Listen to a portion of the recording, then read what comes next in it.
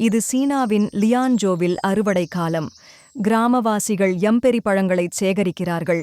இந்த பிரகாசமான சிவப்பு பழங்கள் கொத்துகளாக வளர்ந்து கோடை வெயிலில் விரைவாக பழுக்கின்றன.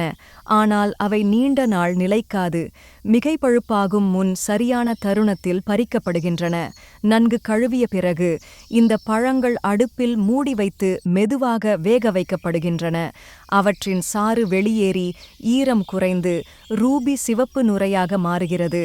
பின்னர் பழங்கள் மீண்டும் இந்த பாகில் சேர்க்கப்பட்டு ஊற வைக்கப்படுகின்றன. இதனால் ஒவ்வொரு பழமும் பாகால் பூசப்பட்டு பாதுகாக்கப்படுகிறது. பிறகு அவை வெயிலில் விரிக்கப்பட்டு உலர்த்தப்படுகின்றன.